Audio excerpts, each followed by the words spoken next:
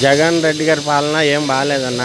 మాకైతే మేము లేబరం, బాగా లేబరం, టాపీ కార్మికులు మేము. ఈ ప్రభుత్వం వచ్చాక మాకు అసలు పనులంటే లేవు. ఈ 4.5 సంవత్సరంలో ఇసుక రేట్లు పెరిగిపోయినాయి. అంతకుముందు టీడీపీ ఉండేటప్పుడు ఇసుక ఫ్రీగా ఇచ్చాడు మనకి.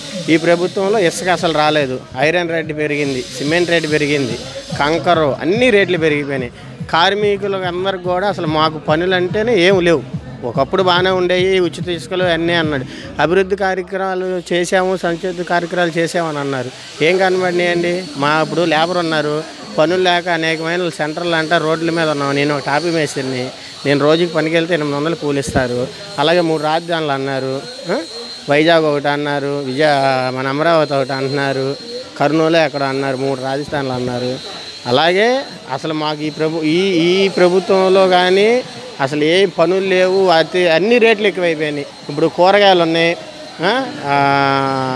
నూనె ఉంది, చింతపండు, ఉల్లిపాయలు అన్ని రేట్లు పెరిగిపోయినాయి. ఇప్పుడు మేము పనికి వెళ్తేనే కదా మేము రూపాయి తెచ్చుకొని అవన్నీ తెచ్చుకొని వండుకొని తినాలంటే మేము ఖాళీగానే. ఇప్పుడు కనీసం ఇప్పుడు దాదాపు 3 సంవత్సరాలు పనులు కూడా లేవు.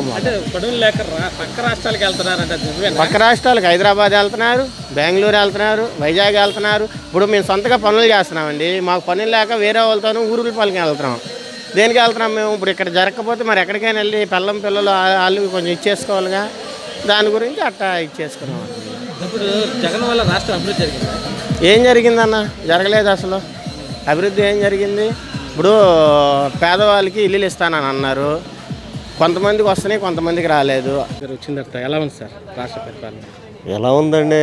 ఏముంది, ఏదో చేస్తాడని అనుకున్నాము, ఏమీ చేయలేదు. ఏదో ఆశపడి మేము కూడా అంతకుముందు టీడీపీకి చేసిన వాళ్ళం, ఏదో జగన్మోహన్ రెడ్డి వస్తే ఏదో చేస్తాడు అది అనుకున్నాం, కానీ ఏమి చేయలే. ఎక్కడ ఉన్నది అక్కడే ఉంది. కాబట్టి ఏంటంటే సంక్షేమ పథకాలు ఇస్తున్నాను, 30 సంవత్సరాలు నేనే అధికారంలో ఉంటాను అంటున్నాను. అది పథకాలు ఏం పథకాలండి? అవి ఒకటి ఉపయోగం లేదు, ఏమీ లేదు. కొంతమందికి అందుతున్నాయి, కొంతమందికి అందుతలేదు. దేనికంటే పథకాలు ఇచ్చి ఇది మన రాష్ట్రం విడిపోయింది. ఏదన్నా రాష్ట్రానికి ఏదైనా బాగు చేసి పరిశ్రమలు కానీ ఏదన్నా పెడితే అప్పుడు అందరికీ ఇది అవుద్ది. ఏదో కొంతమందికి ఇస్తున్నాడు, కొంతమందికి ఇస్తలేదు. దాని గురించి ఇక పథకాల వల్ల ఉపయోగం ఏమీ లేదు అనుకుంటున్నాను నేను. సార్, ఇప్పుడు జగన్మోహన్ రెడ్డి గారు మద్యపానం నిషేధం చేసి నేను ఎలక్షన్కి వెళ్తాను అని అన్నారు. మద్యపానం నిషేధం అయిందా? ఎక్కడ చేశారండి మద్యపానం నిషేధం? ఏదో డబ్బులు ఇస్తున్నాడు. సార్, పాదయాత్ర ఇప్పుడు కరెంట్ ఛార్జీలు చంద్రబాబు నాయుడు బాగా పెంచారు, నేను పెంచను అన్నారు. కరెంట్ ఛార్జీలు ఇప్పుడు ఎలా ఉన్నాయి సార్?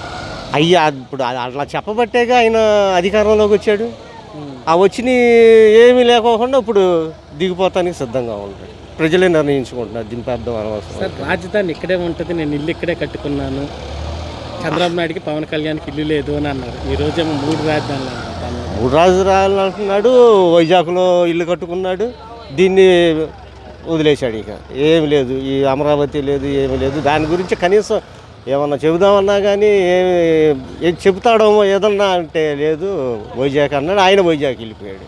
ఇక సార్, జగన్మోహన్ రెడ్డి పాదయాత్ర చేస్తున్నప్పుడు ఇక్కడ జాబ్ క్యాలెండర్ సంవత్సరం విడుదల చేస్తాను, అందరికి ఉద్యోగాలు ఇస్తాను, 2 లక్షల ఉద్యోగాలు పైన ఇస్తానన్నారు. ఉద్యోగాలు వచ్చినాయి? రాలేదు కానీ. ఎక్కడొచ్చినాయి? ఏం ఉద్యోగాలు వచ్చినాయి? వాలంటీర్లు 5,000 వాలంటీర్కి.